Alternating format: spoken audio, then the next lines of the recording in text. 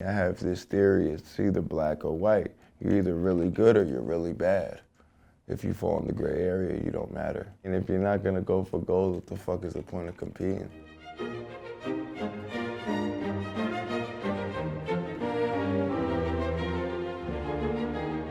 I started rapping when I was about 15 or 16. Had the microphone plugged into the base of the PC and we're using Cool Edit Pro, and it was just cool to hear a song with our fucking voices on it. Like we could play it through the speakers, you know? So like me and my friends that I called my brothers, a lot of us ended up kicked out and in trouble with our parents, and we were always allowed to go to Ma's house. It was about 5 to 10 fucking teenagers at all times, grounding them money to get a dime bag of weed and a bottle of E&J, and the way we killed time was sitting in that room and cutting the AC and the lights off so that when we recorded this song, the whole power in the house didn't shut out. When we put them on MySpace, people from our neighborhood, they really took well to it. They would say, oh, we heard that joint, it was hard. And at this point, we were like stealing beats from MySpace on them illegal download sites. That's where it really started, man. And like, it's my senior year of high school. Like I didn't really know what I was gonna do. I knew I didn't want to go to college, and I knew I enjoyed making music. So it's like, with the push of my friends and my brothers around me, it's like I took the leap to be like, fuck it, let's see if it works. When I moved to LA, I was 19. Shout out Mars Lovejoy, love you to death, Mars. She was with me in South by Southwest in 2012, it may have been. And I remember bumping into Chuck English. And I was 19, I just graduated high school the year before, and I'm like, he's like, yo, why ain't you in LA? Everybody's in LA, like, what the fuck are you doing? Just come to LA, man. I'm like, don't tell me that, because I'll come and sleep on your couch, you dog. Like, he's like, I'm with it, man, just come. So my homegirl Mars, like my sister, she drove me from Austin to fucking LA, and I slept on Chuck English's couch for months.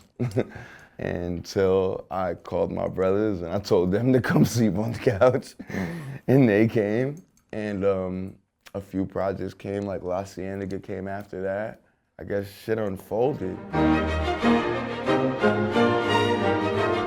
had a relationship with the mob when I started making music. We all were doing the same thing, you know what I mean? It's like the Zombies and Bodega Bams and World's Fair. Me making music with them, it just came with us being real friends. We all came up together, you know what I mean? And those are the ones I was closest with, and me and Yams are really the closest out of all of them.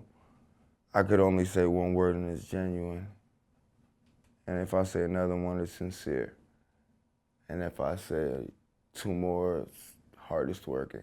And that man saw a lot of things happening before they did, and he gave a lot of people a voice and a lot of people opportunity to change their lives, you know what I mean? And to really get their message out and express themselves to people around the fucking world. Yams was always adamant on me and my brothers building H's up to what it needed to be. He saw the vision, and he was always like, this H's shit, this H's global shit that y'all doing could be big. And that's what pushed us to even go from Airs to H's global. And that's what it still is.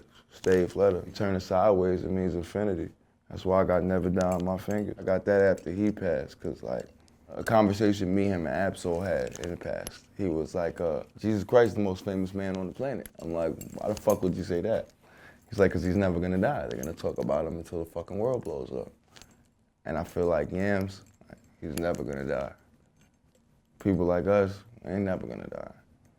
They're gonna talk about us until this motherfucker implode or explode, whichever one happened first. I mean this with no disrespect. I mean this with no malice. These old niggas is out. Like, it was a renaissance happening in that fucking time. The culture shifted when we entered. Shit changed. It was okay for young fucking minority kids in the fucking impoverished areas to drop acid and paint. It was cool for gangbangers to wear jeans that they made themselves. The culture changed when we entered.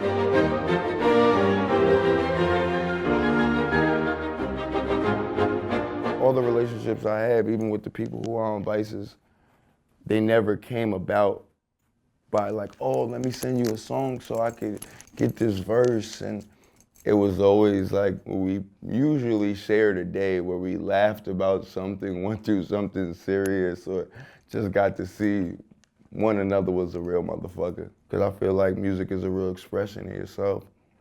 You're being very honest usually. You know what I mean? You're sharing a part of yourself that a lot of people don't get to see. So if you're gonna share it with somebody, I would hope that they're doing the same. I will never, ever, ever, ever let anybody have the honor to say that they penned something I put on a fucking beat. Now, to each his own, do as you wish. Few people who make a living. Like my man Rock Marcy said, it's an art, but it's a business. I really respect the art of this shit though. I knew when I did Loose Screw, Jid is the only verse on there, and that's because I respect that motherfucker as a rapper tenfold. And there's not too many people who are here, and I'm like, ooh! But I remember being in Atlanta, my man Mexico plays me Never in the car. And then I hear that second part that, what you call the bitch who don't suck dick? You don't. I'm like, whoa, wait a fucking minute, you know? Jetpack, get it. But my favorite flavor I've been smoking lately, the Gushers. I don't know who grew it first, but it's fucking amazing. I mean, listen, if they're gonna legalize marijuana, is it gonna get very expensive? Like I walked into a recreational shop when I was just in LA last week, just curiously. They're selling weed $60 and it's taxed now. And you're right, if they do legalize marijuana, your local weed man will get put out of business. So of course he's gonna be upset. But hey, with the future comes new inventions, with new inventions come new drugs. But health is wealth. We're not supporting drug use. We're not supporting any of that. A lot of days, you know what I mean? It's not you're not taking what you think you're taking. You're not sniffing what you think you're sniffing. Kids are losing their lives, man. You know, and I've definitely been one, don't get me wrong. I was getting fucked up for a long time. But at this point in my life, I'm not ever gonna tell nobody they're wrong for doing what they do. So you can't shame these kids because they're choosing to look for an escape in this fucking world that we live in when it's madness. But what I can say is be careful.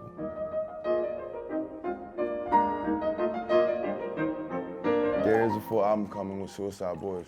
It's called Walk the Plank. Ruby's on there too. Executive producer, I scream every song. It's called Walk the Plank. It's gonna be coming real soon. I actually got brought out at the Suicide Boys show, sold out Irving Plaza in New York, and we dropped it there, and they fucking lost their mind like they know it. So, you know, when they do get it, I think they're gonna enjoy it.